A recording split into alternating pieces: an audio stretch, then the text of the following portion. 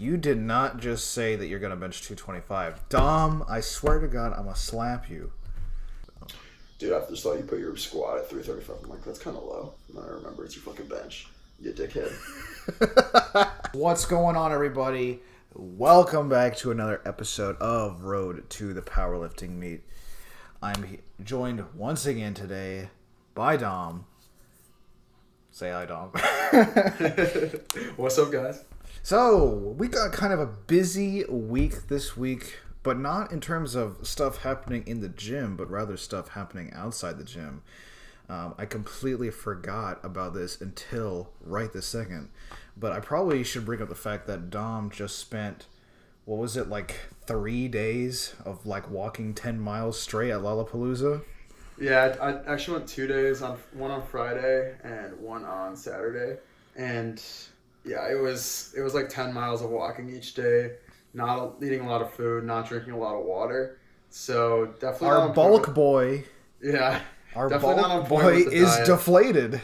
Yeah, definitely lost. How many pounds do you lose? Probably like 4? 2 or 3. Probably 3 or 4. Mostly water. Like I feel like I'm already back up to where I was in a couple days. So I'm feeling pretty good. I've been trying to eat a little bit more this week to counteract that. But it was a great time, and so I'm not too mad about it. Well, can't be hating on that. But I want to ask you really quick, did you think that it affected you in the gym? I know that we're going to talk about this in just a second in regards to what the training is looking like moving forward this week. But during the week, did you feel the wear and tear a little bit? Yeah. I mean, I'm only a couple days into my week of training, and I don't know if I'm a little bit under the weather or what. I mean, it wouldn't surprise me with how many people were at Lollapalooza, if I got sick or something like that. I am vaccinated, guys, so hopefully not COVID. But but I do feel a little bit more lethargic this week. Can't tell if it's just I'm sleepy or I'm coming down with something. So the training hasn't been feeling that great, even with the deload that I'm currently on. So the volume's a lot less, so I should be feeling a lot better. But honestly, it's just kind of evened out where I feel kind of like shit, but the training's easier, so I don't feel too bad. I just hit a single today on deadlifts, felt pretty good. Hit 385 pounds. Looks really good. Yeah, which is it's kind of heavy for me usually, and it moved definitely RPE 5 or 6, which is supposed to be an RPE 6, so that's good. I think I have a mid 400s deadlift in me soon, which would be sweet. Ladies and gentlemen, less than a month ago, that was my 1 rep max. So he's hitting it for a single at 6 or 5. I want to strangle myself. Yeah, but for all the deadlift advantage I have, you're killing me in bench right now, especially with my shoulder still being kind of messed up. I'm gonna see a doctor on Friday, guys. So hopefully I can get that sorted out. But yeah, we're just looking at our estimated totals currently just to see kind of where we measured up, and it's just such a disparity between his bench and my bench, almost over 100 pounds, I'd say probably right now, and it makes it look pretty bad for me. Well, that's because Dom's he's shot his shot so short because he's only estimating a 225 bench. But we can talk about that really quick. So one thing before we get started on the ER1RMs. In the beginnings of episodes, or at least at some point during the episode, I know it's not the beginning anymore, I want to make sure that you guys understand the timeline of when this competition is actually going to happen. So, Dom is in a meet. That meet we are currently 15 weeks out of. And so, I'm going to keep pace with him on that, and maybe do a meet of my own as well. That would be super dope at that time as well. But just want to make sure that we're all on the same page. We are 15 weeks out from the meet. Based off of 1 rep maxes at this time, I'm looking at an 1,115 total, with my predicted squat max at 375 pounds, which I absolutely should have attempted last time I tested. I will forever kick myself for that until I squat more than that. Bench is staying at 335 pounds. I'm honestly expecting that to go down. I have been cutting as well, so I might make a video different time about that. But anyway, and then Deadlift is also staying the same at 405 pounds just because it's been like 3 or 4 weeks since I tested, and I don't think that I've added anything to my squat and deadlift, or bench and deadlift in that time, because those two were so close to being just all out RP 11. You know what I'm saying? So right, and that's kind of why I like when I'm going for like a peak, like max out for like a training block. I don't like actually going to like complete failure, because it's kind of nice knowing that you have a little bit more left in the tank for the next time you go for a PR. It kind of mentally just feels better to me, because now it's like, oh, I didn't push it my all, so next time I should PR pretty easily anyway. I don't know if you agree with that. Yeah, I definitely think that more often than not, we should live to fight another day, especially if we are not in a meet-like setting. Yeah. So when you go to a test, I do think, it probably is a better idea, you're right, to leave just a little bit in the tank, Right. It's probably safer, and, it can still influence you moving forward when you go through your training. So, yeah. Dom, do you want to talk really quickly about your estimated total? Yeah, so my squat I have estimated at 355 pounds. I recently hit 315 for 5. Probably had like another rep or 2 in the tank. So I'm guessing around there would be pretty fair. My bench, I have a hard time estimating right now just because the shoulder semi-injury, I don't know if you want to call it an injury, but I just haven't been able to bench consistently. Yeah, I haven't been able to bench consistently, so it's hard to estimate because I haven't gone to like, a set where I'm getting close to like RP 10 to really estimate that. But I'm going to put it at 225 because I feel like I can hit that any day at this point. And then deadlift, I'm going to put at 435 pounds. I showed you guys last episode, I hit 375 for 5. That was probably like RPE like 8 maybe. So I think I have 435 or maybe even 445 right now. So my total would be like 1,015, which right now I'd be like 100 pounds less than Ani's estimated total. That's just because Dom is being incredibly conservative. My man is playing it the most safe. I will tell you a couple of things. Number one, I squatted 365 without squatting 315 for 5. So the fact that you're able to do that, I think 355 is a safe number. I think you can absolutely 100% hit it. I might even think that you could hit more than that. Yeah. And then, when it comes to the deadlift, you have already hit a 445 deadlift. You just missed that lockout. I'm pretty sure. That's true. I'm pretty sure you could slam the door shut at 4.5. I'm just saying. I'll be very interested to see. I'm also estimating this, guys, as if I was in a meet and I have to hit all 3 on the same day. So I might be able to hit more on all of these lifts, but I'm also kind of lowballing myself because in a meet setting, you're not going to be able to max out every single lift as if you were doing it by itself. It's just something to know. And I've never been in a meet setting, so it's hard to really estimate how much hitting all 3 the same day is going to affect me. Because I do fatigue pretty easily when I like squat and bench on the same day or hit multiple like main movements on the same day. So I feel like it could affect me pretty dramatically. It's just hard to say at this point because I just don't have that experience. That is true, and not to mention the switch from just gym plates to like calibrated to within 1 gram competition style plates, which I don't know if you're going to use that level of calibration, but there will be some level of calibration when you go to a meet setting. So I mean, and just different equipment, the different equipment in general will be.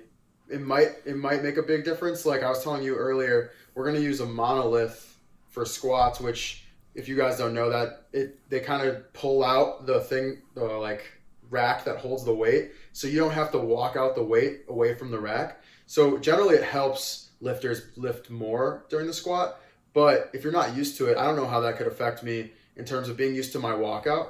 So I might still even try to walk it out if they let me, just to stick to how I train. And then there's other factors like different barbells, different bench pad. Like all these things play a factor, and some might help you. Like if you're on a deadlift bar that has a lot of slack in the bar, like that might help you pull a lot more, or it might hurt you just because you're not used to it. You don't really know how this stuff's going to play out unless you train exactly how your meet's going to be, which is why serious powerlifters try to train with the same exact equipment they'd use in a meet, just to mimic that exact setting. Yeah, for sure. I mean, even something like a fat pad on the bench, that does a play factor. I mean, imagine how much more stable you can get if your shoulders aren't hanging off the side of the thing. You know what I'm saying? Yeah. I don't know if you have that problem, but I have that problem, and it's really annoying. And Also, commercial gym benches are really slidey, so like getting leg drive is like sometimes it slides you up the bench. I find that as well. Like it's hard. Like when I retract and then I push with my legs to get the tension. Sometimes I'm sliding up the bench, and I'm like, what the, I'm getting out of position and shit. Right. So Right. I don't know. Yeah, the commercial gym like setting versus a powerlifting meet setting is completely different things. And so eventually down the road, depending on how serious I get about powerlifting, I do kind of want to switch gyms at some point to a powerlifting specific gym. There's not any really close to me. There's a few, within 30 minutes of my apartment. So it is something to consider just to, get used to that kind of equipment. Hey, you should come down to Austin because game day is opening up here pretty soon. Yeah. And it's gonna be bussin'. I'm just saying. Yeah, for all you guys are gonna be there. For all you powerlifters on TikTok, it's Tim Thibodeau, Joe Stanek, and then Pug the Goat. Those three are opening a gym, and it looks really cool. I mean, they just started on it, but I'm pretty excited about all the equipment that they're gonna have.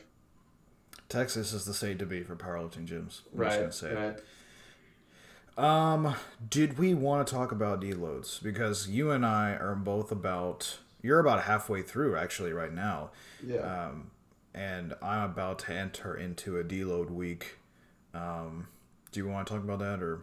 Yeah, I mean, I touched on mine a little bit. Yeah, like I feel a little bit under the weather, so my deload's not going like swimmingly. Like I don't feel amazing like I want to. Last deload I had, I felt really just strong, and all the weights were moving really well how I'd want them to. I don't know about you. I know you had exams, so you kind of gave yourself like a deload just because of I was gonna say. It was a deload without the cortisol dispersing. It was a deload with cortisol. Yeah, so I mean, it really wasn't planned to have a deload week this week. It was actually planned for next week, and potentially, like, if I really wanted to, like, I could get up super early tomorrow and like go to the gym and hit my my sets and reps before all this shit. But I don't know. I'll leave that for if that actually happens. But yeah, so for those of you who don't know, which I don't know why you would, next week I'm going to be going on a little vacation with my family, so I won't have access to a gym directly or like I regularly would. In theory, I probably could go to a gym there, but I think we're getting an Airbnb. So it's not like I even have access to like a hotel gym. And, I'm there to relax and after this hell week that I've sort of been through. So I probably won't go to the gym at all. So that will like serve as a de facto deload for me. And yeah, there's really not much to say, to be honest, because it's not like anything's really interesting has been happening. I did hit, on bench, I hit 265 for 7. That was a rep PR, and that was actually the funny thing about that is it was an accident. I didn't mean to do 265. So I haven't really talked about my training, but in a nutshell, like I split my bench days up into 8s, 5s, and 3s for this first block, and I'll progress those as I move forward. So I was loading up for my 8s. My 8s were only supposed to be 245 pounds, but for some reason, I loaded 265 thinking I was going to do those for 8. So essentially, I just loaded 265, thought I was going to go for 8, got to 7, and it was like a grinder RPE 10. And I was like, what the hell? Like, why would I? Like, this came out of nowhere. And that's when I realized, like, oh shit, they're supposed to be 245 pounds. So, yeah, accidental rep PRs are pretty cool. Yeah, I think my previous 7 rep max, I believe, was 260. And the previous most I had hit for 265 was 6 reps. So, kind of all worked out there. Alright guys, well that is going to conclude this video. Concluding this episode number 3 of Road to the Meet. Once again, quick reminder, 15 weeks out from the meet, a little under 4 months out. And 4 months, it kind of seems like a long time, but I feel like this next 15 weeks are going to go by really, really quick because we're going to especially after we're done traveling, and then we're going to be really, really dialed in, and it'll just be nothing but heads down and iron lifted.